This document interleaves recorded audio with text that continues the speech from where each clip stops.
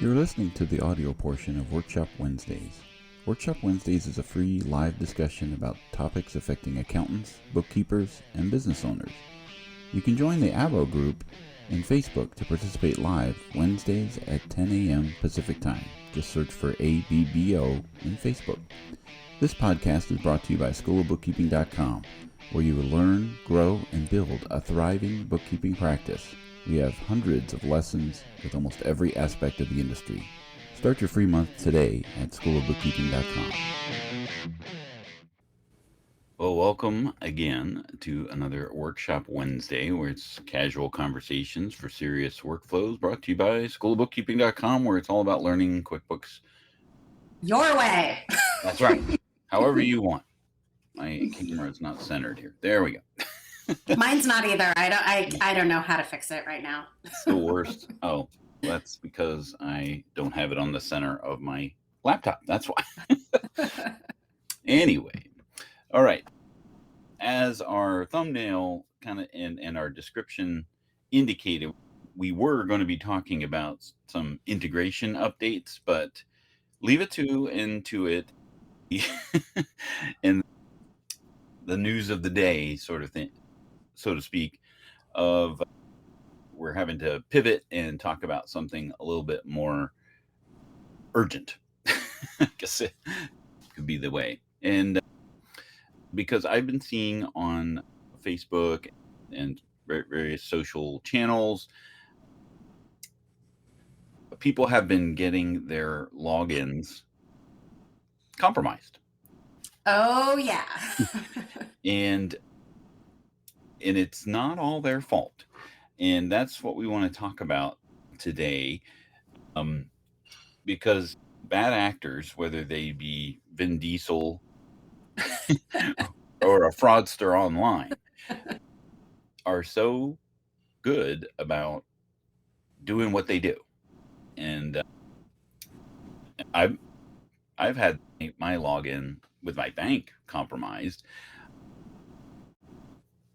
It's not a matter of if, but when. Yeah.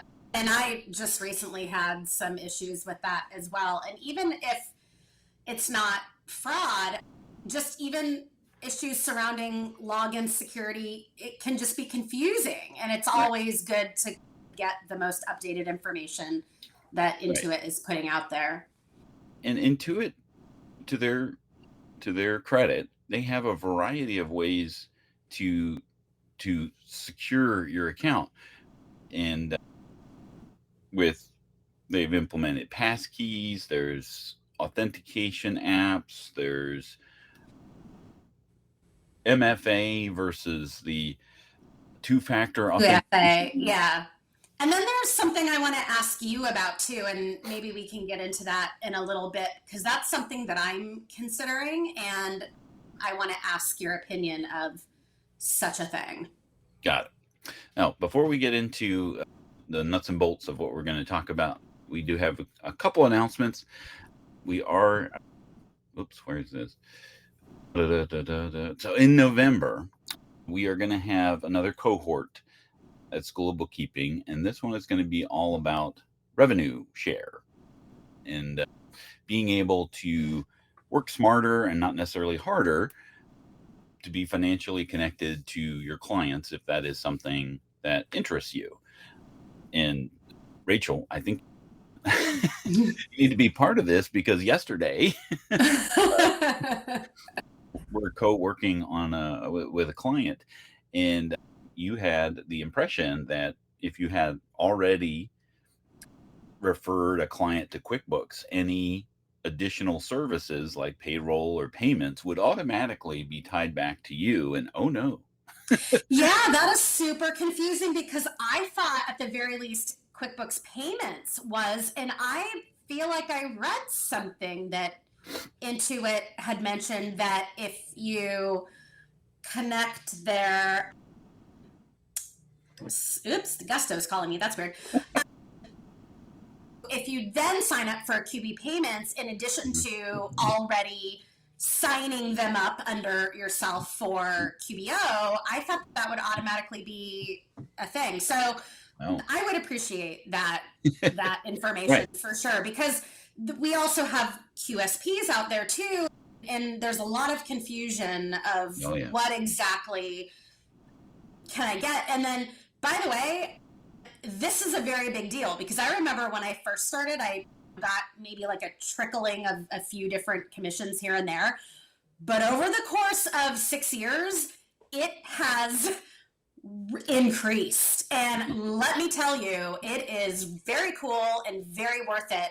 And I would love to make sure that folks get the correct information like right out the gate, because this is it.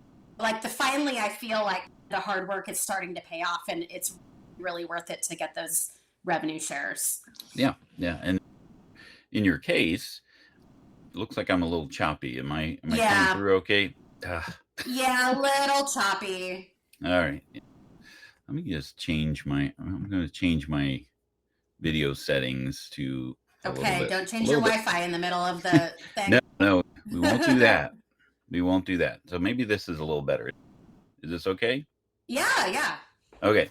So I'm a little grainy, but that's okay. Yeah, where we're at today, Starlink is not as fast as it could be. I'm lower on the Elon Musk priority schedule. Anyway, so like in your case though, right? You had originally referred a customer to QuickBooks through your channels, and that was all great.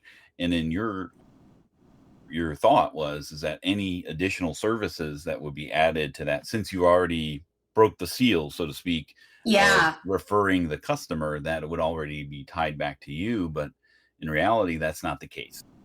There's channels that you have to go through. There's things that you have to report to Intuit in order to make sure that and those it's are really happening. confusing. And they wanted to upgrade to, or not upgrade, but they wanted to add payroll elite, and that's the highest payroll.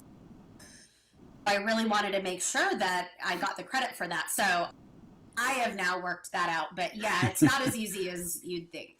Yeah. It's the process is relatively simple. You just have to make sure that you're crossing the T's and dotting the I's in order to make sure that you're going to get this. Assume, because then you make you know what out of you know what. Right. So that's coming in November.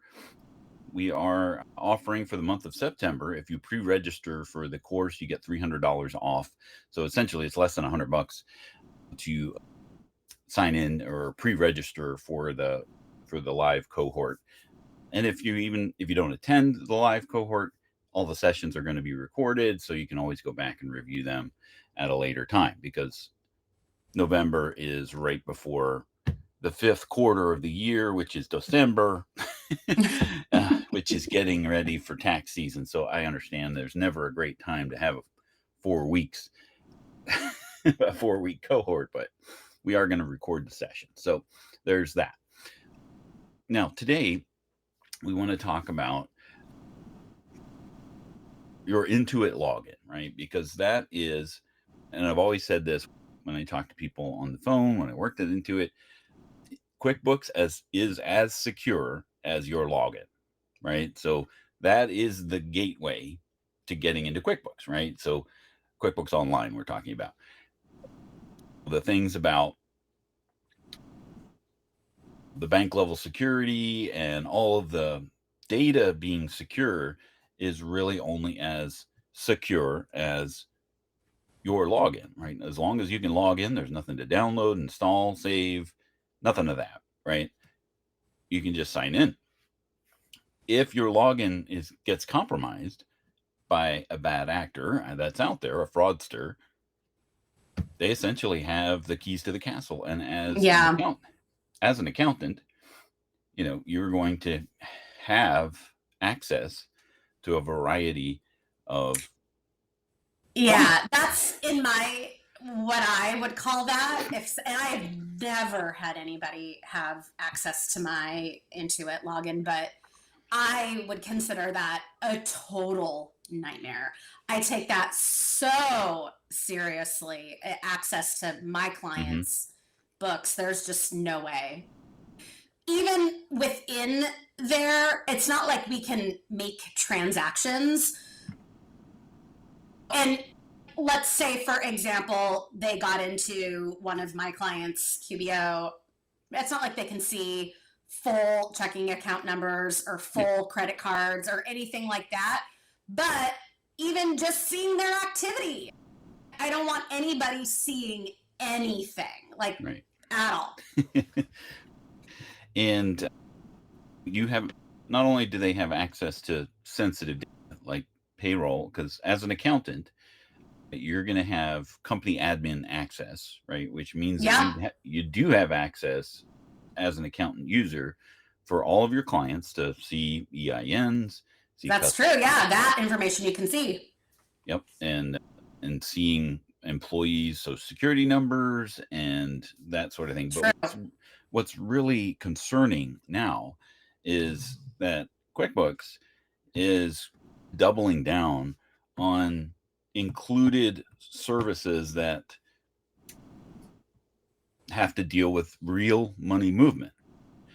Yeah, although I feel like even in advanced, even in the most robust offerings they have, I feel like I cannot see a full social security number. I don't know. Maybe I'm wrong, but I feel like I can only see the last 4 digits, even as an accountant user. Can I see the whole thing? Yeah, there's a lot of places they put a view, like a hyperlink, and then you have to click on that, and then you get the MFA code, and then you're able to see. So basically, if anybody would like to find full versions of things, they could easily do that. With that login. With the login, yeah. That is the keys to the castle. The keys to the castle, okay. And as you probably are well aware with a lot of these fraudsters, it's not just one thing, right? So it's not just one task. It's since Robert Redford died, they're playing a lot of Robert Redford movies on on TV. And the other day, The Sting was on, right? And The Sting was not the actual sting that they were doing on actor Robert Shaw. Wasn't just Robert Redford doing it. It was a whole gang of individuals. Oh, that sounds cool. I never saw that movie. Yeah, like they all had this nose thing where that was the signal and all sorts of things. So when there are bad actors out there, it's not just one thing. Like in my case, the way the fraud happened to me was I got a flood of emails while I was working, and I was like, why am I getting 2,000 emails right now? And it was all in service to somebody was going into my bank and changing the email address. So with all of the flood of emails, that was a distraction that, took my attention. I'm like, why am I getting all these spam emails? Buried in that spam was an email from the bank saying we updated your email address. So I was not able to catch that. And by the time I did catch it, there's money missing out of my bank account. Oh, man. And they were so smart because they moved $999. And I was like, why that weird amount? And the investigator that I finally was able to get a hold of was like, because $1,000 is a felony. So they knew that if they got caught, it would just be a misdemeanor slap on the wrist or whatever going in that regard, right? Yeah. So it's all very intricate, right? There's as this relates to, why do I even bring up this intricate story, right? Because this is part of the data mining that I think back a few months ago, a lot of accountants were getting these spam requests from their ProAdvisor profile, right? Yes. hey, we need some training. Oh, everybody was getting that, and I got a ton of Right. them. So annoying. You as a ProAdvisor trying to use your ProAdvisor profile as a way to get legitimate business, right? What's the first thing you're going to do is, at least the first time that you see that, I'm going to reply to that. Yeah, Right? and also my old mentor used to tell me that you had to reply to those because if you didn't, you were ranked lower in the ProAdvisor search. So she told me always reply to them because then the algorithm knows that you're replying. And so here's the, and then I don't know. But here's the thing, right? When you apply, the way that you reapply, no, not apply, reply. When you reply, it doesn't all go through just your QuickBooks ProAdvisor profile. You can still see it there, but when you reply to those responses, in whatever route, right? They now can see your email, right? Because now they have an access point, and that is the first step of this whole process of compromising your account. Right? I see. So once they see your email, then they can start running those bots to try and log in. No, nothing like that. This is actually, they could, right? They could start, if they've purchased a whole bunch of compromised passwords and things like that on the dark web, perhaps. Yeah. I'm not the bad actor, so I don't know all the intricacies of what they could do. I'm sure there are plenty of things that they could buy to start just logging in, but the security measures that are already in place, if they log in outside of the normal workflow, MFA is going to kick in, right? Yeah. So in which case, if they guess your password, whatever it is, you're going to know about it because you're going to get a code. So how would they get around that? So that's what we're going to talk about. That's what I want to know. Yeah. Because I feel like every once in a while I will get a code and I'm like, I didn't request that code. Yeah. Well, that certainly could be something logging in on your behalf that you're not aware of, or it could be someone that you don't know logging in not on your behalf. Whoops. I'm putting in the QR code and I didn't even see it up there. But here's the article that we're gonna run through here. But here's this. Dang it! I didn't want to. All right. When you go to sign in, all right. First thing. Come on now. I didn't want to show that. I had it up just fine, and then okay. All right, I'm gonna sign in here. Yeah. This is what I want. So there's 3 ways that someone can sign in, right? So if they've got the password, they can sign in, right? Now there's this pass key, and we have an article on. Yeah, and we've talked about that before. Yep, we talked about that. Yeah. That just avoids this whole MFA 2-factor authentication code thing, but still doesn't matter if you have a password, right? Yeah. Texting a code, calling with a code, and then this way, verify my account a different way takes longer, right? So let's take a peek here. All right, so let's get you back into your account, right? What do you want to update? Is the first question that it asks. Email, phone number, email, and phone number. So if I choose email, here's all I need in order to start this whole process. I just need the current user ID, which if you're using your email address as your user ID, that's all they need, which they've gotten by sending a phony request. Yeah. And you've replied. And you replied. Yeah. So current user ID, current email, which could be one and the same, and then new email address, and then confirming that new email address. So this is current login and fraudster login.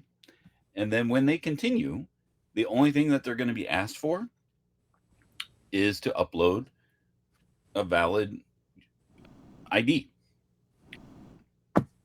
Which they could pull anybody's picture off of the internet. Yeah, and put ever together since Happy a fake Days, ID. ever since Happy Days, fake IDs have been a thing. They could go down to Olvera Street in downtown LA and go get themselves a fake ID. Yeah, if they're willing to purchase your password, they probably know a way to forge a realistic looking ID. Okay, this is very scary. Yeah. And this is what I've been talking about for the last few months. And this is how but it's really helpful to see it visually like this. Exactly. But my question to you is, okay, so the key is that you don't want to be using your email address as your customer ID or current user ID. That is one step. That is one step in the process. Okay. It's just, that's like locking your doors, locking your car doors. It will keep people honest. If you try the door and the door is locked, okay, I'm not gonna I'm not gonna go in there. If they could still bust through the window. Exactly. If they still want to get into your car, there are ways that they can still do that. So that's one thing, but again, that's not all of it. Okay. And we'll talk through what another Rachel has socialized, and I documented it in the article. Okay. So here is the vulnerability at Intuit.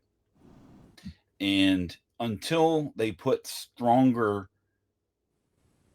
restrictions on this in order to recover your account,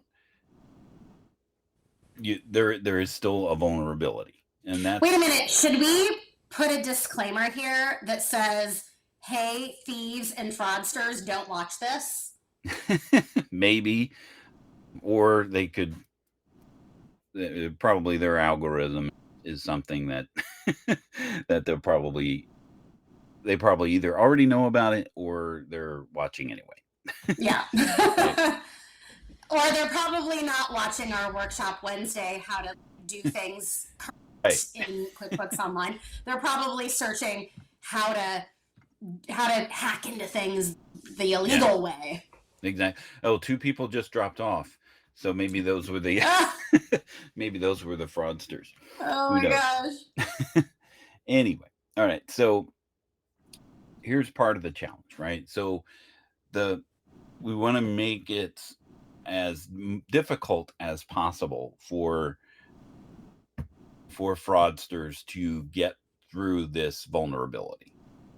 Because again, all they need is a fake ID and your email address. And because what happens after that is when your identity is verified through that ID, then Intuit will send a password request to the new email. Yeah. So anything about passkeys, MFAs, and your password is really out the window, right? Like, it doesn't matter how strong your password is if you're able to reset your password with just updating your email address. Right. So that, yes, you'll get an email saying to your old email that your email was updated. So that will be the indicator. If you're getting a flood of emails at the same time, you may miss that. Intuit is very email communication focused. Yeah. A lot of people have rules about Intuit emails going into a certain area, and maybe they'll check them on daily or something like that. So certainly it is not something that someone will be able to be like, oh, okay, I see it happening. the latest thing that brought this up to the surface again, they were watching in real time someone adding users to their account, and they would go right in and delete them. So they were battling with the bad actor live on in their account. But what if you did this? What if on your ProAdvisor profile you put, to prevent fraud, if you are interested in my services, please reach out to me at this email address. And it's not an Intuit login email address at all. Yeah, that is putting a buffer between your login and the communications is all part of the protection that we're talking about here. Again, I'm not going to make any claim that this is foolproof, because fools are so ingenious. Yeah. And Ledger Artist just said change your financial and email passwords when you change your clocks. Yeah, totally. And guess what? I change them more frequently than that, because I feel like I see any weird little thing and I immediately go in and I change my email password. I'm like, nope. But the thing that I'm saying, and I appreciate those anecdotes, is that your passwords are useless in this case because there is this vulnerability. Right? It's because of they're dangling a carrot with the please respond in my Intuit profile, and that's how they're getting your Intuit related email. Yeah, regardless of how they're getting it, this screen that we're showing right here is the vulnerability, because all they need is that one thing, and then they can change that thing. But they might not know your current email. So if they don't know your current email, then no. So here in this blog article is all about that. So Rachel Barnett at Gentle Frog. She socialized this, and I just leveraged that to make this article. But here's the implementation thing. First, you want to create a never used backup admin, right? So you would create an email address, which can be an alias, and I'll show you how to do that in Google Workspace here in a second. But you create a super secret at your domain login, right? A user ID, right? And then in QBOA, add that firm user as an admin, right? A company admin, but you never use that. That is only for you to get in case of emergencies. That's the login when you have to break the glass. Yeah. Right?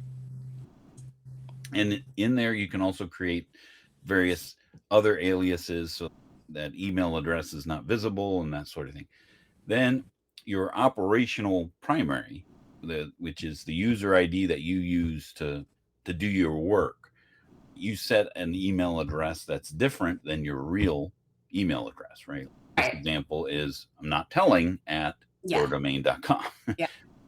And you make this the QBOA owner and the daily admin, but you're also going to go in and modify your login and your contact information inside of QBOA to this new email address that is an alias, right?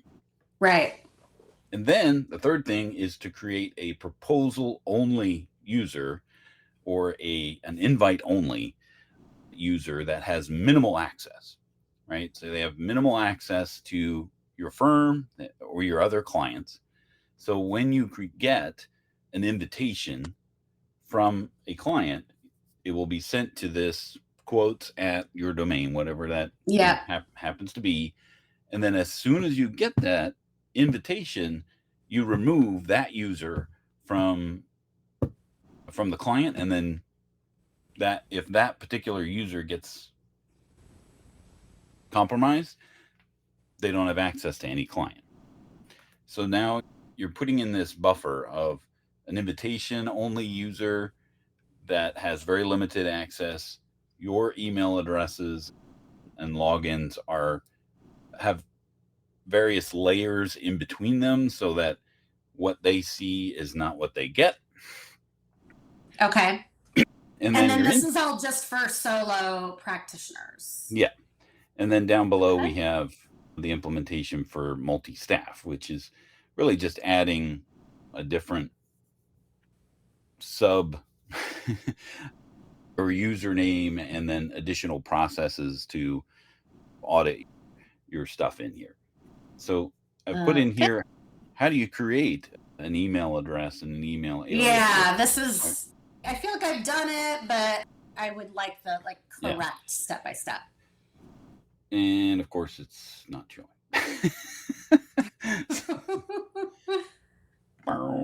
Okay. All right, so you log into your Google the thing at the top says log into your Google Workspace admin, and then you click the admin button, and then that gets you in to be able to, okay, let me just refresh this page. Let's just, there we go. Okay. So I tried to blur out anything that was identifiable to myself, but you log into your admin workspace, and you can do this also in your Microsoft or Outlook account as well, but I don't use that, so I couldn't walk through it. But then you go into your users, you manage the users, manage yourself, right? So you're the main admin, and then there's an option called add alternative emails, right? Oh, okay. Yep, I know exactly where this is. And then when you go into that, then you're going to be creating those multiple email addresses, right? So you've got your super secret, your not telling, and your quotes. All of those are going to be tied to your real email address so that when emails come to those email addresses, they will come to your real email address, but at no point externally your real email address is exposed unless you reply to those emails. Okay. So then, sorry, the screenshot got messed up here, but then you're going to go into your portal, your QBOA portal, and then add new users into your team. This is the quotes only user, right? The quotes at schoolofbookkeeping.com, standard, no access, right? So they don't have any access to your books or your firm. They only have access to clients, right? That's the standard only. And then you save it, and then that invite is going to come to your regular email address. You create a user ID associated with quotes at your domain, and that is the user that would be used to accept those invitations, right? And then you do the same thing for your backup admin, right? So now you've got 3 users. One that is your user that you would do your daily work. One is just the backup admin user, and then the other is the quotes. Right now, you're going to receive, this is where you're going to receive 2 invitations to your main inbox. You accept each one and create a login under that email address of which each one was assigned to. Then you're going to go into your Intuit account, and if you see this new user ID might make it easier to sign in alert, you can review your user ID. Otherwise, you can go into the sign-in security and update your user ID. So at that point, you change your user ID from an email address to a user ID. It has to be unique, right? So it just has to be different than anybody else's login. Incidentally, I picked one, and then I signed in and reversed it. And then it wanted to send an email to someone that wasn't me. So I'm like, oh my goodness. Okay, so I need to make sure I put in the right user ID when I'm signing in. Otherwise, it's going to think something else. So you want to create a user ID that's not your email address. It can be an email address, but it's not your real email address, because that's just the way you sign in.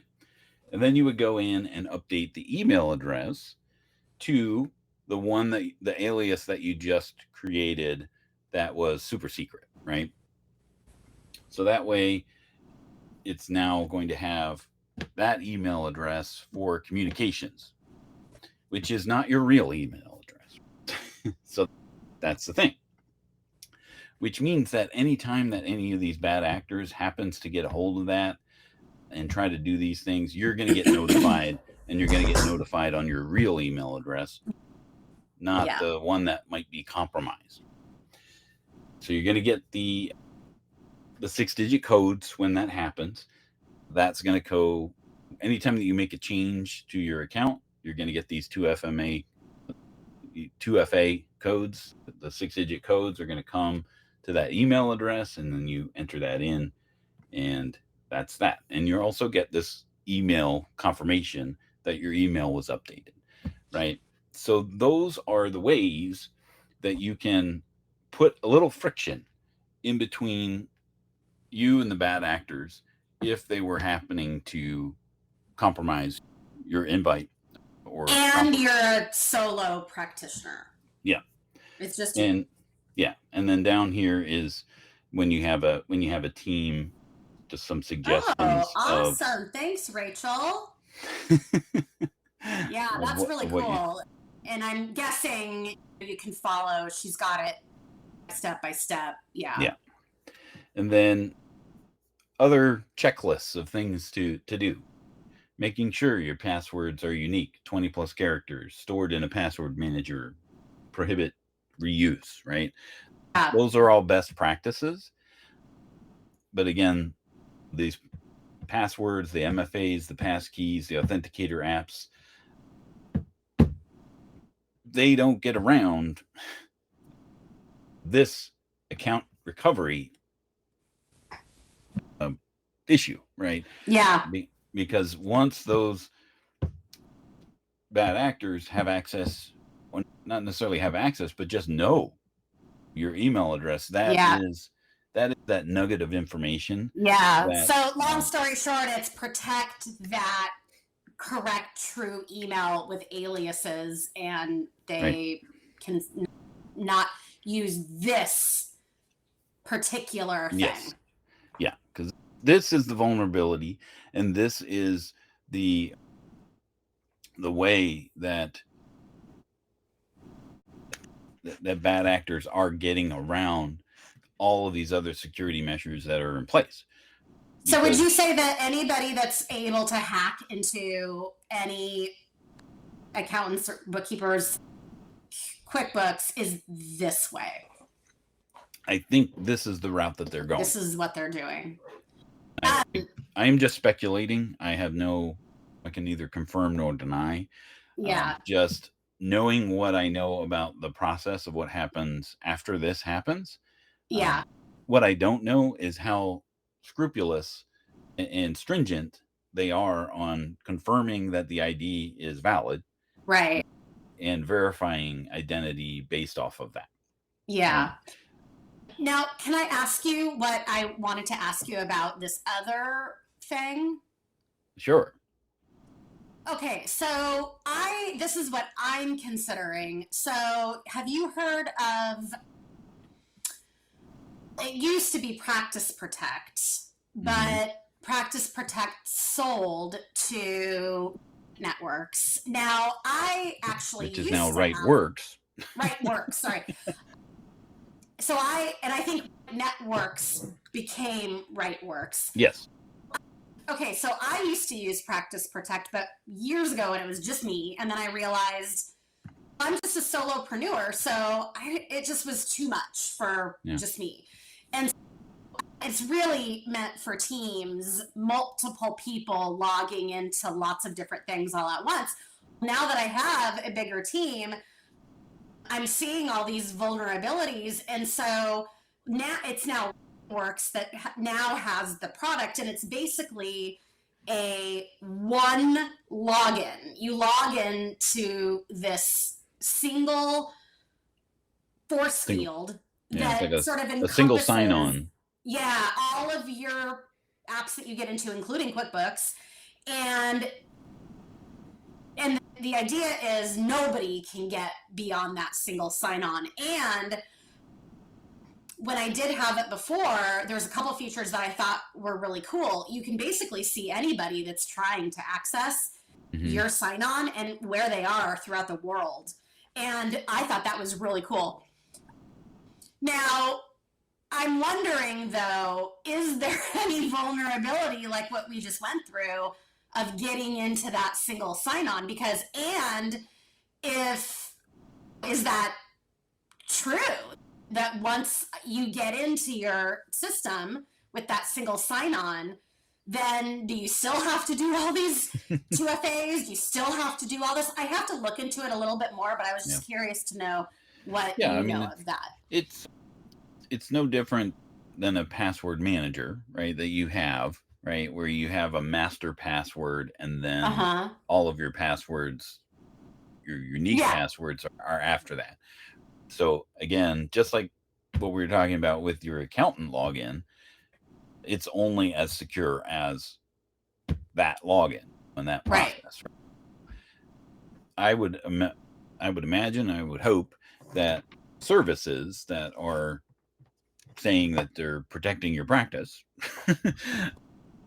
have a different aspect of being able to get through that option. Yeah, because I guess my question is, okay, fine. You can't access all of these apps unless you go through this front door. Yeah. But let's say I've got my LastPass within this force field. Couldn't somebody just hack into LastPass and it has nothing to do with this external protection? It's potentially, yeah. So that's what and again, couldn't somebody still get a hold of if you are responding to your Intuit inquiries and they could still hack in that way? I don't think these practice barriers are disabling the ability to do any of that. They wouldn't necessarily be doing that because this is that's the challenge. Unless they put something that you can't log in except through here. Right. That's what I was curious. Is that what they do? I don't know. Yeah. I know of other people who have legitimately been locked out of their account because they were outside of the country when they were logging in to QuickBooks.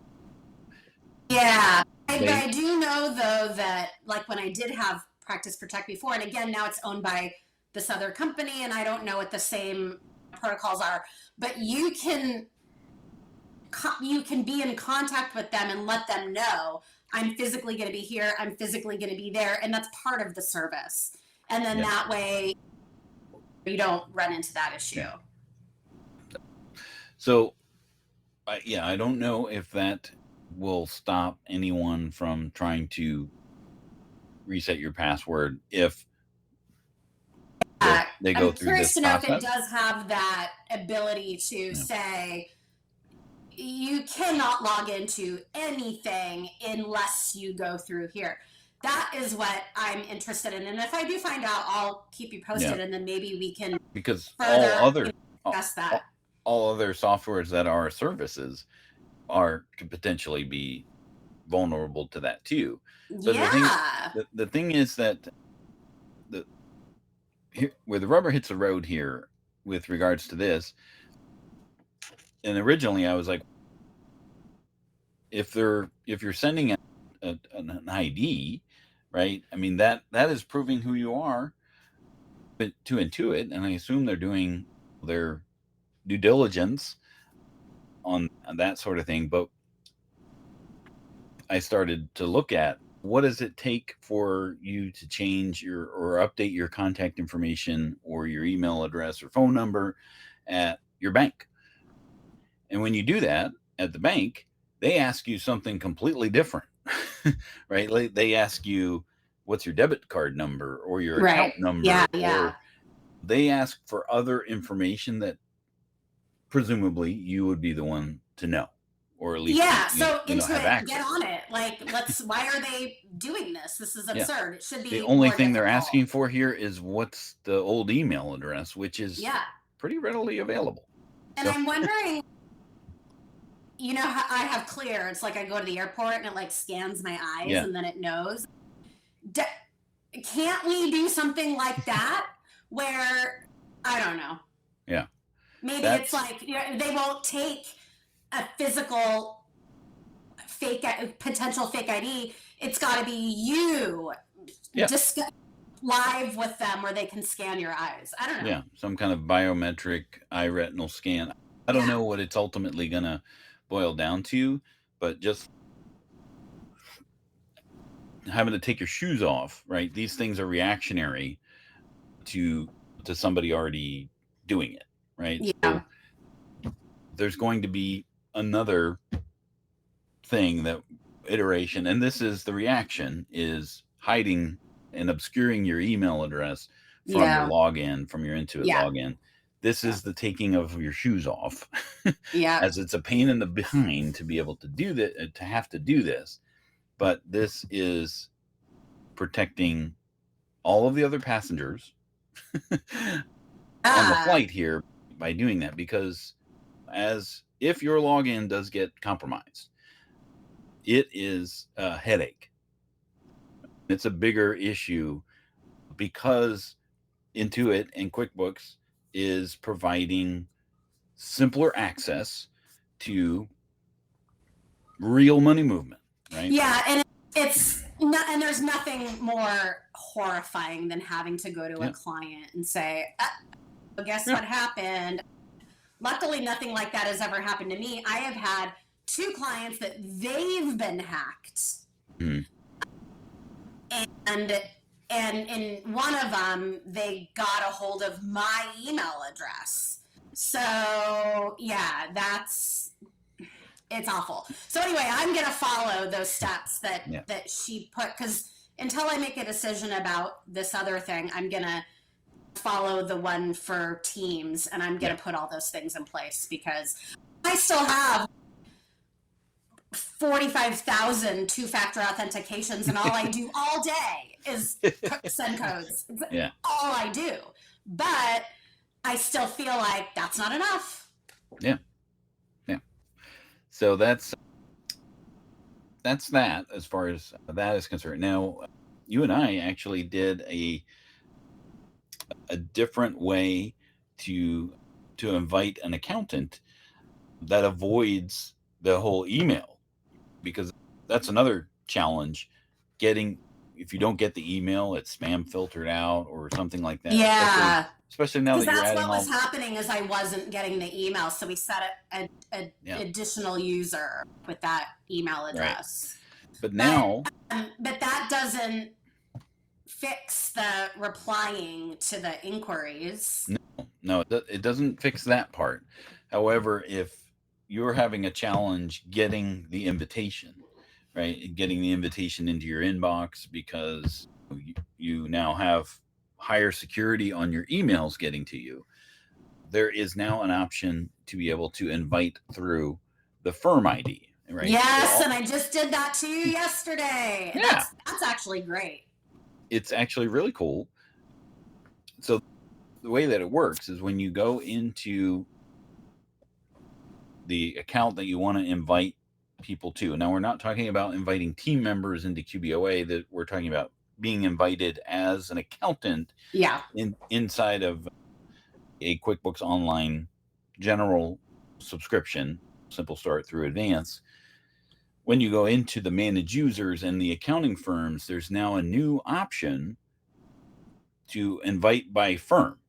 So all you have to do, and all I had to do, was provide to Rachel my firm ID for QBOA, and that's all she had to put in was the firm ID. Yeah, no name, no email address, nothing. And then all I had to do was log into my QBOA, and then there's a section for client invitations, and all I had to do was accept it. Yeah. So I didn't have to click on a link that was in an email and then log in. It was already there because I was able to provide my firm ID to Rachel. So that can be a practice. Well, and actually, what I'm going to do now is I have a scribe, like a step-by-step for this is how you invite me into your QBOA.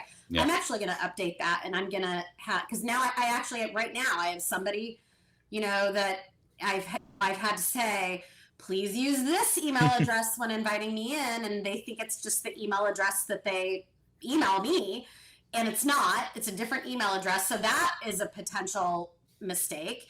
And then now I have somebody who I have to remind, please invite me. And so I want to have just this one way. This is how you invite me in. Right. Like, here's the instructions.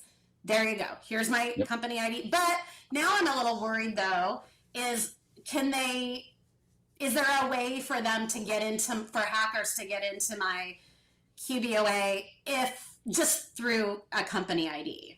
No, not really. Okay. Because you still need to sign in first, and then it's going to present to you all of the firms and company IDs or companies that you would have access to at that point. So you got to get the login first, and that's why we're stating QuickBooks is as secure as your login. Right. So as long as nobody is able to monkey with your login, there's no other way they can get into your QBOA. Yeah.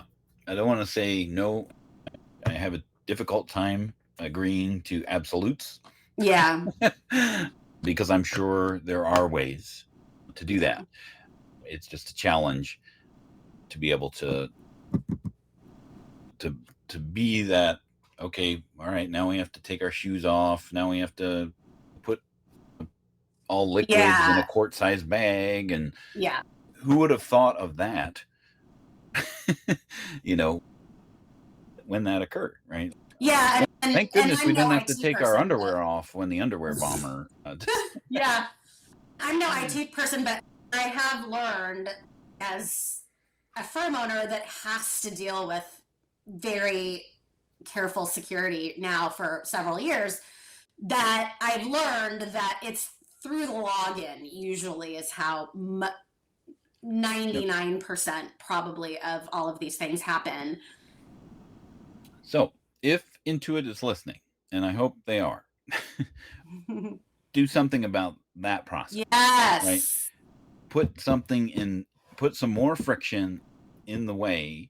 Don't have it be just they have to upload an ID. Have it be where they have to have a physical meeting with you, even if it's a 5-minute thing.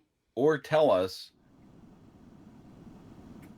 what is the process, like what is the procedure to confirm that what is being provided is accurate. And I know from when we required ProAdvisors to upload IDs, there were all sorts of bad pictures. How about ID and great grandmother's maiden name and blood type and first street you lived on and all kinds of stuff. Yeah. It's getting that way that it's harder to prove who you really are when you need to. These bad actors have a great way, have an easier road than the real people who are trying to prove who they are. I had this with an old Stripe account today. The original owner passed away, so we were trying to change it over, and I had this interview from Stripe to be like, all right, give me this information. Yeah. Like, oh my God, I can't see that. He's passed away. I don't know what his birthday was. So it's getting harder to prove who you are than it is to actually safeguard your own account. Yeah. So Next week, we will talk about the Square integrations and updates on those applications. And hopefully you all have a great week ahead, and we appreciate you joining us on the Workshop Wednesday, and we will see you next time. And that wraps up another insightful episode of Workshop Wednesday, brought to you by Schoolofbookkeeping.com. We hope you enjoyed today's discussion and took away some valuable tips and strategies to enhance your bookkeeping practice. Remember, if you want to stay ahead in the world of bookkeeping and accounting, be sure to visit Schoolofbookkeeping.com. With a wide range of courses, resources, and expert guidance, you'll find everything you need to sharpen your skills and boost your career. Don't forget to subscribe to our podcast on your favorite platform so you never miss an episode. And if you enjoyed today's show, please take a moment to leave us a review on your podcast platform of choice. Your reviews help us reach more listeners and continue to bring you the best content every week. If you have questions or topics you'd like us to cover, reach out to us on social media or send us an email at support@schoolofbookkeeping.com. We love hearing from our listeners and are always looking for new ideas to explore. Thanks for tuning in to Workshop Wednesday. Until next time, keep learning, keep growing, and keep excelling in your bookkeeping journey. I'm Dan DeLong, and we'll see you next week.